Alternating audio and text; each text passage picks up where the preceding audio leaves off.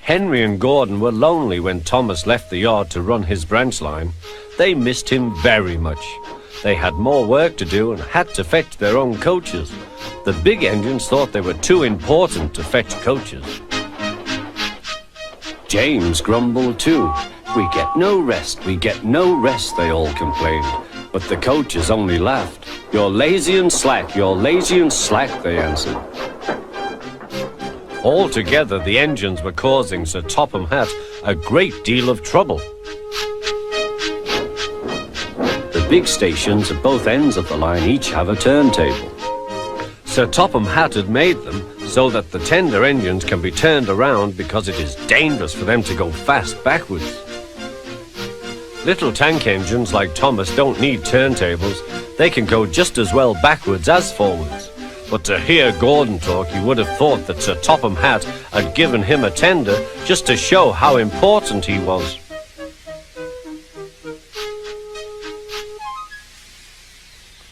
"You don't understand, little Thomas. We tender engines have a position to keep up. It doesn't matter where you go, but we are important. And for Sir Topham Hatt to make us do shunting, fetch coaches, and go on some of those dirty sidings, it's not the proper thing." Thomas chuckled and went off with Annie and Clarabel. "Disgraceful," Gordon hissed as he ran backwards to the turntable. The turntable was in a windy place close to the sea, and if he was not on it just right, he put it out of balance and made it difficult to turn. Today, Gordon was in a bad temper, and the wind was blowing fiercely. His driver tried to make him stop in the right place, but Gordon wasn't trying. The fireman tried to turn the handle, but Gordon's weight and the strong wind prevented him. "It's no good," they said at last. "Your big tender upsets the balance. If you were a little tank engine, you'd be all right. Now you'll have to pull the next train backwards." "Look," called some boys, "there's a new tank engine." "Oh, it's only Gordon back to front." "Hello," called Thomas, "playing tank engines? Sensible engine. Take my advice, scrap your tender and have a nice bunker." Gordon said nothing. Even James laughed when he saw him. "Take care," hissed Gordon, "you might stick too." "No fear," chuckled James, "I'm not so fat as you." "I mustn't stick," thought James. He stopped on just the right place to balance the table. It could now swing easily. Gordon arrived in time to see everything. James turned much too easily. The wind puffed him round like a top. He couldn't stop.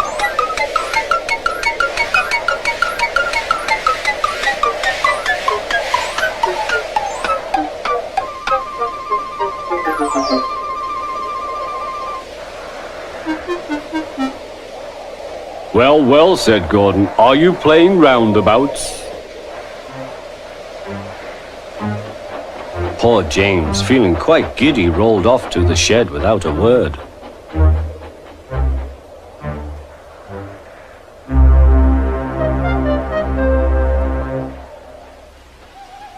That night, the three engines had an indignation meeting.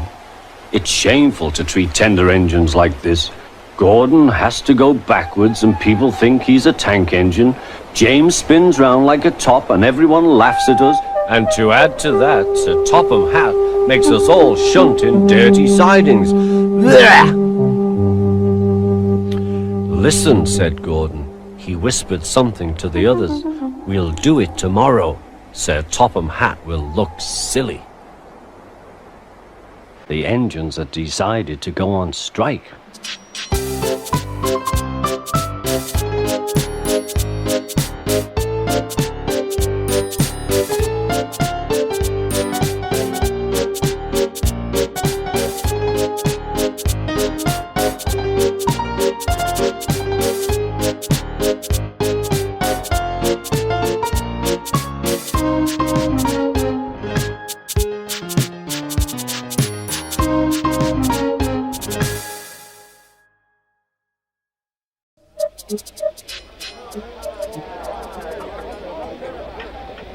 Sir Topham Hatt sat in his office listening to the noise outside.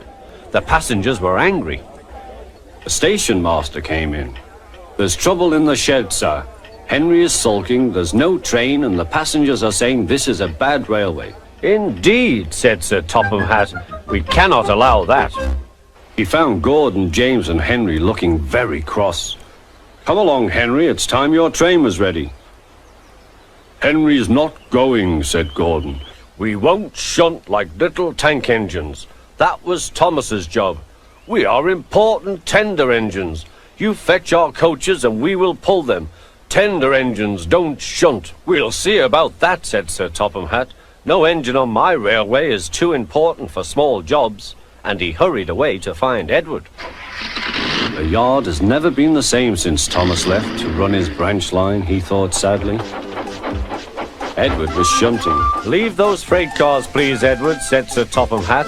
"I want you to push coaches for me in the yard."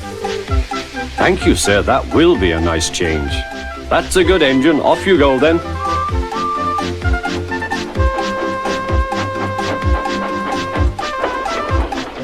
So Edward found coaches for the 3 engines, and that day the trains ran as usual.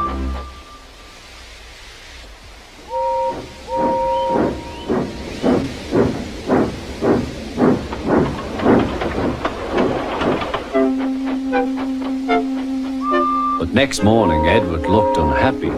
Gordon came clanking past, hissing rudely. "Bless me," said Sir Topham Hatt. "What a noise!" "They all hiss me, sir," answered Edward. "They say tender engines don't shunt, and last night they said I have grey wheels. I haven't, have I, sir?" "No, Edward, you have nice blue ones, and I'm proud of you.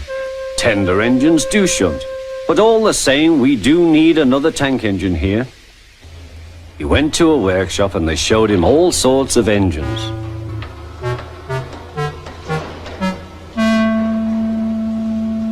At last he saw a smart little green engine with 4 wheels. "That's the one," he thought. "If I choose you, will you work hard?"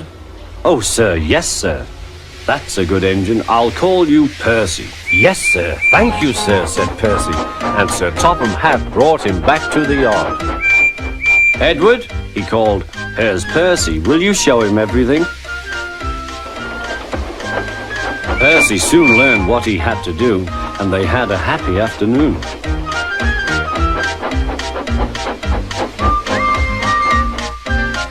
Then Henry came by, hissing as usual. "Chee!" went Percy. Henry jumped and ran back to the shed. "How beautifully you wheeshed him," laughed Edward. "I can't wheesh like that." "Oh," said Percy, "that's nothing. You should hear them in the workshop. You have to wheesh loudly to make yourself heard." Next morning, Thomas arrived. "Sir Topham Hatt sent for me. I expect he wants help," he said to Edward. "Shh, shh. Here he comes," replied Edward. "Well done, Thomas. You've been quick. Listen, Henry, Gordon, and James are sulking. They say they won't shunt like little tank engines. So I have shut them up, and I want you both to run the line for a while." "Little tank engines, indeed," snorted Thomas. "We'll show them." "And Percy will help too." "Oh, sir, yes, sir. Please, sir," answered Percy. Edward and Thomas worked the main line, greeting each other as they passed by. Percy puffed along the branch line. Thomas was anxious about Annie and Clarabel, but both driver and conductor promised to take care of them. There were fewer trains, but the passengers didn't mind. They knew the 3 other engines were having a lesson. Gordon, James, and Henry were cold, lonely, and miserable. They wished now they hadn't been so silly.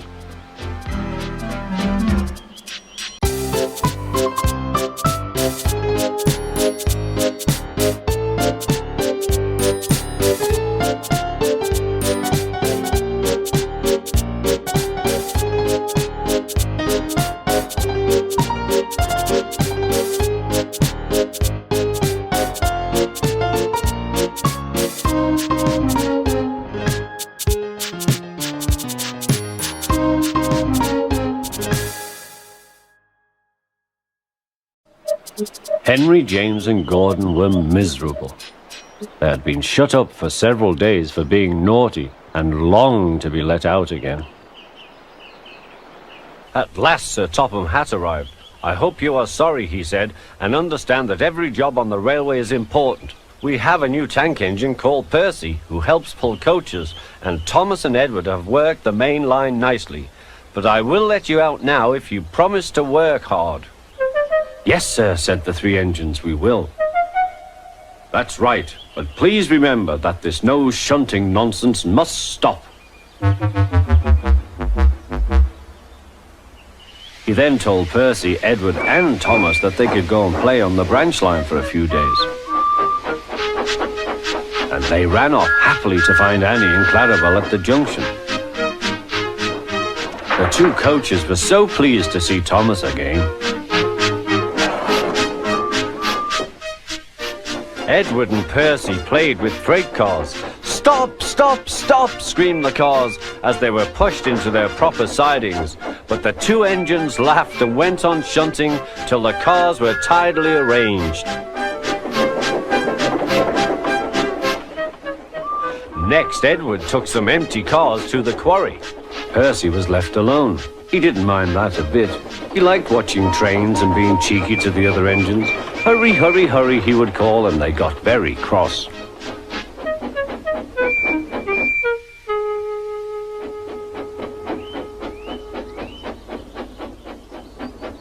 After a great deal of shunting, Percy was waiting for the signalman to set the switch so that he could get back to the yard. He was eager to work, but was being rather careless and not paying attention. Edward had warned Percy, "Be careful on the main line. Whistle to the signalman you are there." But Percy didn't remember to whistle, so the busy signalman forgot him. Percy waited and waited. The switch was still against him, so he couldn't move. Then he looked along the main line. "Peep, peep!" He whistled in horror, for rushing straight towards him was Gordon with the express. "Oh!" groaned Gordon. "Get out of my way!"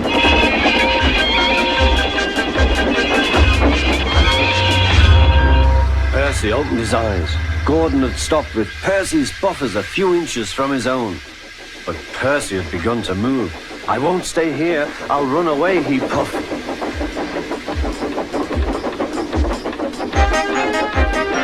He went straight through Edward's station and was so frightened that he ran right up Gordon's hill without stopping.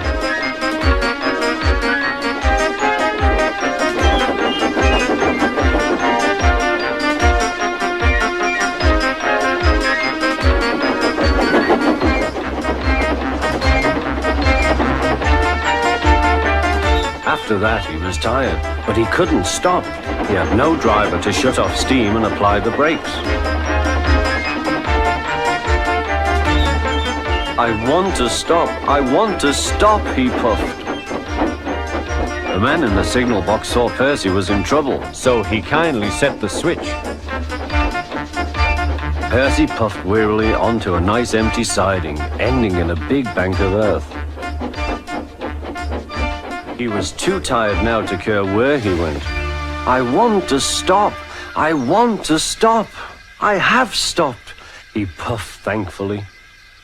"Never mind, Percy," said the workman as they dug him out. "You shall have a drink and some coal, and then you'll feel better." Presently, Gordon arrived. "Well done, Percy. You started so quickly that you stopped a nasty accident." "I'm sorry I was cheeky," said Percy. "You were clever to stop." Then Gordon helped pull Percy out from the bank. The two engines are now good friends, but Percy is always most careful when he goes on the main line.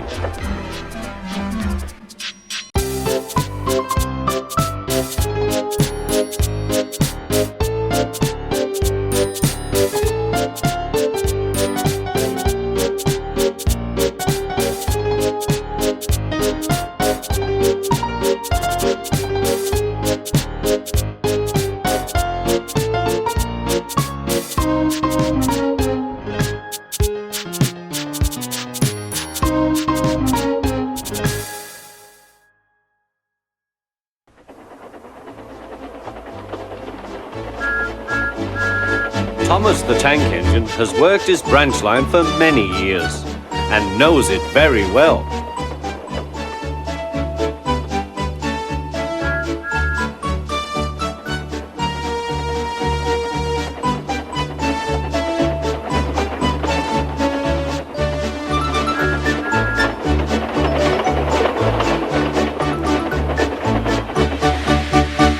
You know just where to stop, Thomas, laughed his driver.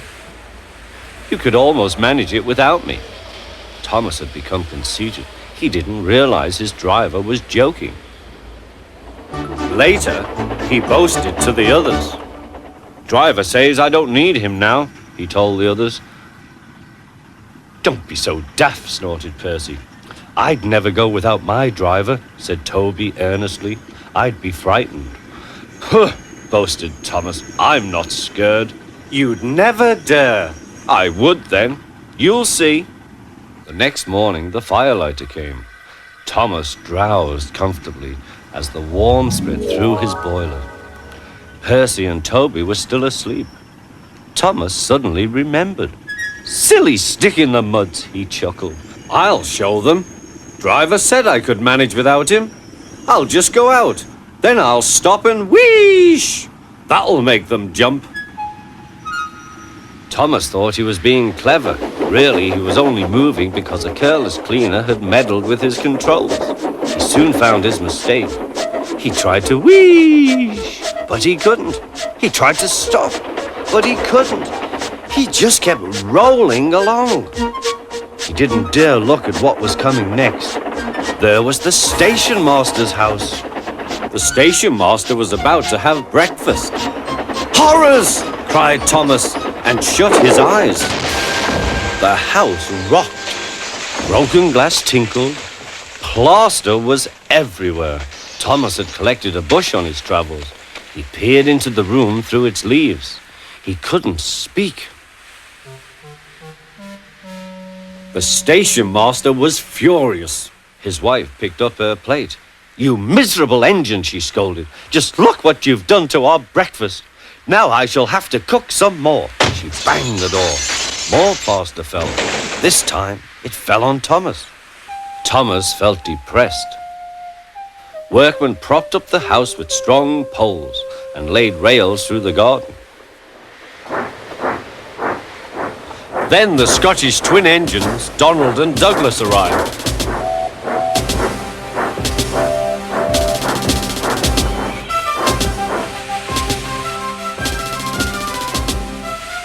Dinna fash yourself, Thomas. We'll soon have you back on the rails, they laughed.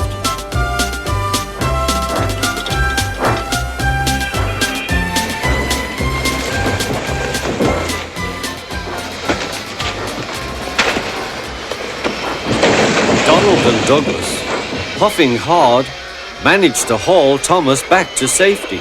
Bits of fencing, the bush, and a broken window frame festooned his front, which was badly twisted. The twins laughed and left him. Thomas was in disgrace. There was worse to come. You're in a lot of trouble, Thomas. I know, sir. I'm sorry, sir. Thomas's voice was muffled behind his bush. You must go to the works and have your front mended. It will be a long job. Yes, sir. Meanwhile, a diesel rail car will do your work. The diesel, sir? Thomas spluttered. Yes, Thomas. Diesels always stay in their sheds till they are wanted. Diesels never gallivant off to breakfast in station masters' houses.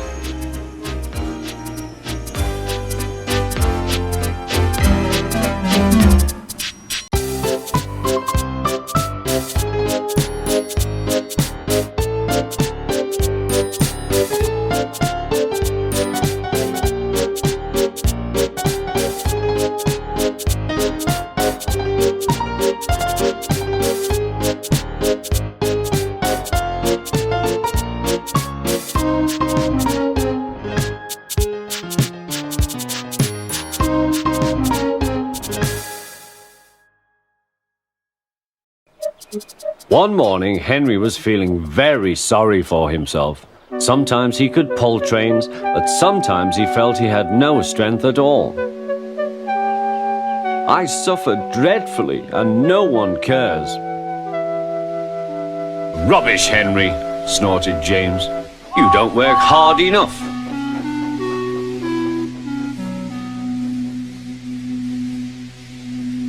Sir Topham Hatt spoke to him too. What's wrong with you, Henry? You have had lots of new parts and new paint too, but they've done you no good. If we can't make you better, we must get another engine instead of you to do the work. This made Henry, his driver and his fireman very sad. Sir Topham Hatt was waiting when Henry came to the platform. He had taken off his hat and coat and put on overalls. Henry managed to start, but his fireman was not satisfied. Henry is a bad steamer, he said to Sir Topham Hatt. I build up his fire, but it doesn't give enough heat.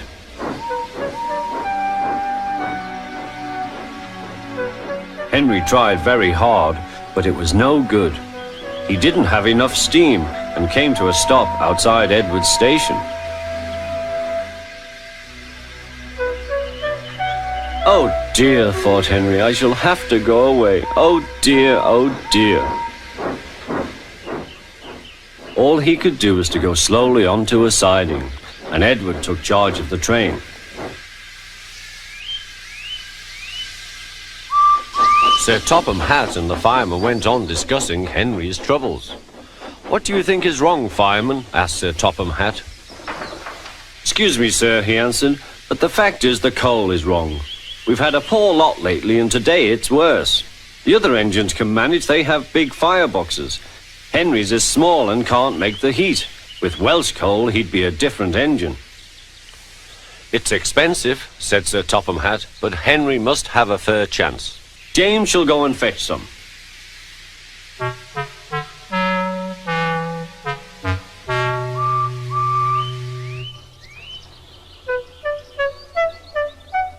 When the Welsh coal came, Henry's driver and fireman were excited. Now we'll show them, Henry, old fellow. They carefully made his fire, putting large lumps of coal like a wall round the outside. Then the glowing middle part was covered with smaller lumps. You're spoiling my fire, complained Henry. Wait and see, said the fireman. We'll have a roaring fire, just when we want it. The fireman was right. When Henry reached the platform, the water was boiling nicely, and he had to let off steam. How are you, Henry? Peep, peep, whistled Henry. I feel fine. Have you a good fire, driver? Never better, sir, and plenty of steam. No record breaking, warned Sir Topham Hatt. Don't push him too hard. Henry won't need pushing, sir. I'll have to hold him back.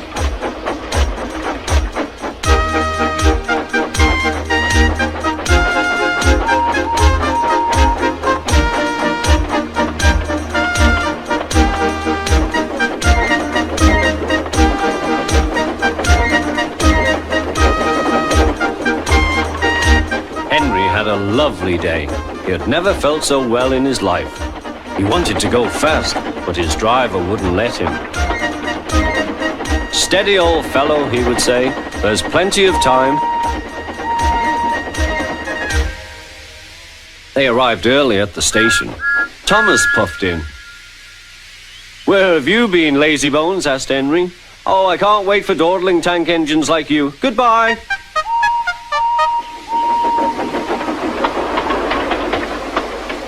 Whoosh, said Thomas to Annie and Clarabel.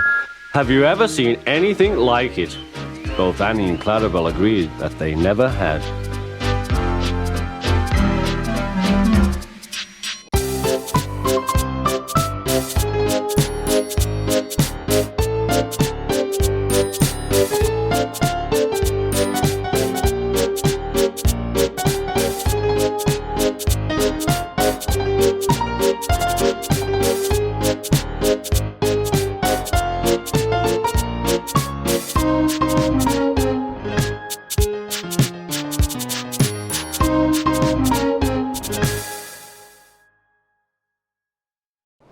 One winter evening, Henry's driver said, "We'll be out early tomorrow. We've got to take the Flying Kipper." "Don't tell Gordon, but I think if we pull the Kipper nicely, Sir Topham Hatt will let us pull the Express. The special coal they gave you is working well."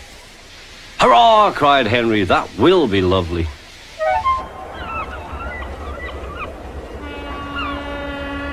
All kinds of ships use the harbour at the big station by the sea. There are passenger ships, cargo ships, and fishing boats also come here. They unload their fish on the quay. Some of it goes to shops in the town, and the rest in a special train to other places far away. This is the train the railwaymen call the Flying Kipper.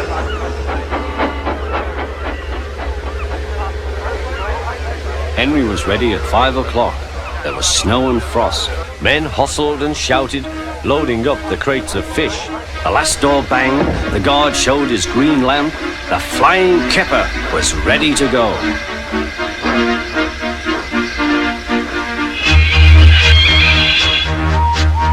Come on, don't be silly, puffed Henry to the freight cars.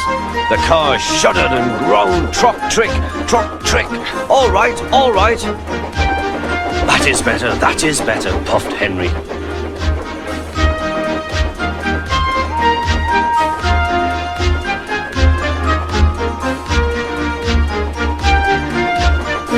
Clouds of smoke and steam poured from his funnel into the cold air, and the fire's light shone brightly. Hurry, panted Henry.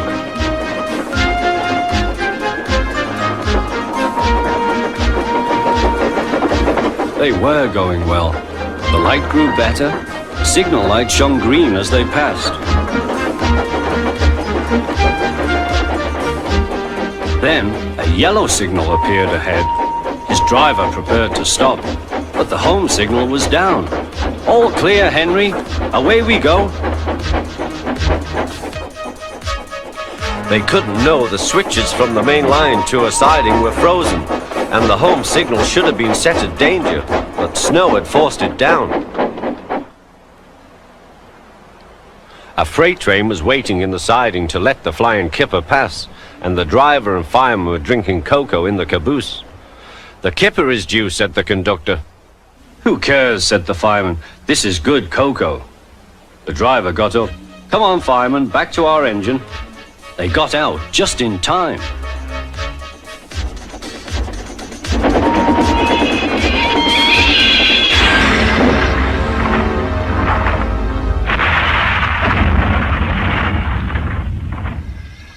Henry's driver and fireman had jumped clear before the crash, but Henry lay dazed and surprised.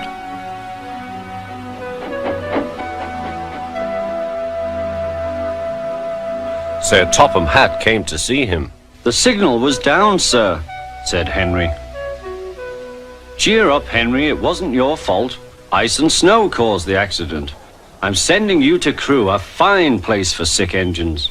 They'll give you a new shape and a larger firebox. You'll feel a different engine and won't need special coal anymore. Won't that be nice?"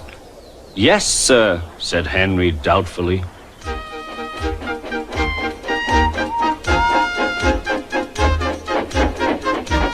Henry liked being at Crewe, but was glad to come home.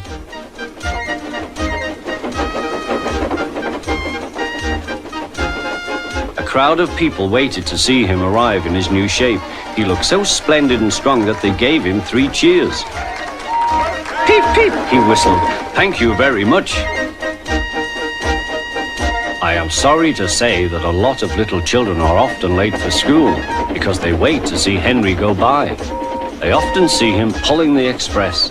He does it so well that Gordon is jealous. But that's another story.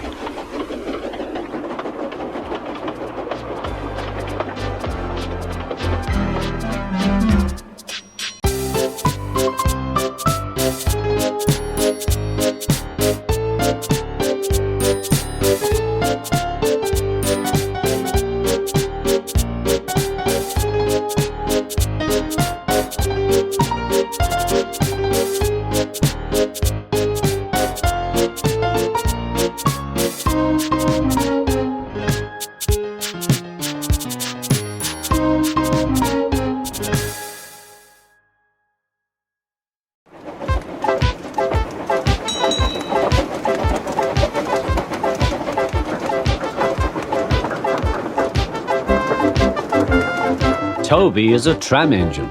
He has cow catchers and side plates and doesn't look like a steam engine at all.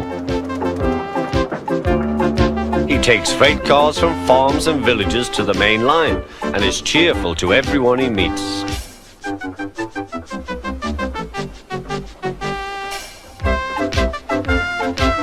He has a coach called Henrietta, who has seen better days. It's not fair at all, she grumbles, remembering she used to be full and 9 cars would rattle behind her.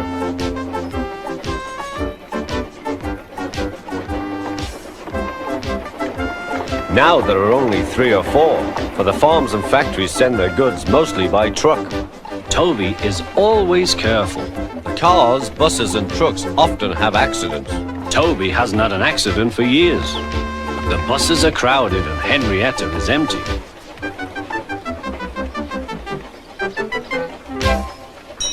A lady and a stout gentleman stood on Toby's platform. He was, of course, a Topham Hatt, but Toby didn't know this yet.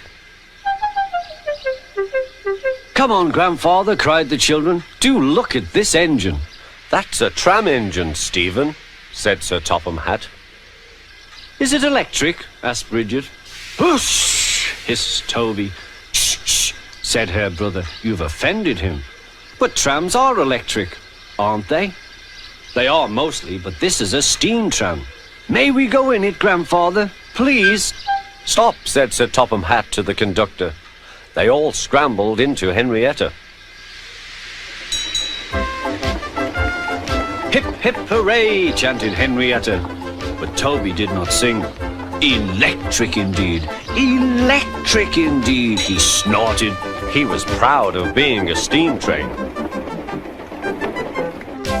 "What is your name?" asked Sir Topham Hatt. "Toby, sir." "Thank you, Toby, for a very nice ride." "Thank you, sir," said Toby. He felt better now. This gentleman, he thought, is a gentleman who knows how to speak to engines. The children came every day for 2 weeks. Sometimes they rode with the conductor, sometimes in empty cars. On the last day of all, the driver invited them into his cab. All were sorry when they had to go away. And Sir Topham Hatt and his family thanked everyone.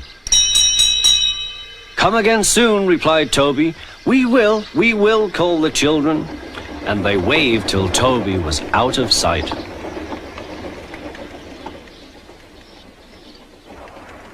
The months passed. Toby had few cars and fewer passengers. "Our last day, Toby," said his driver one morning. "The manager says we must close tomorrow." That day, everyone wanted the chance of a last ride. The passengers joked and sang, but Toby and his driver wished they wouldn't.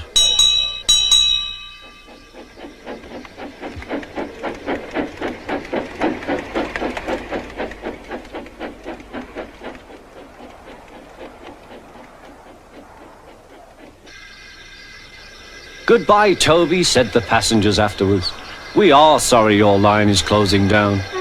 "So am I," said Toby. Nobody wants me, Toby thought, and went on happily to sleep. Next morning, the shed was flung open, and old Toby woke with a start to see his driver waving a piece of paper at him. "Wake up, Toby," they shouted excitedly. "The mail has just arrived, and there is a letter for us from the stout gentleman. Maybe it's good news."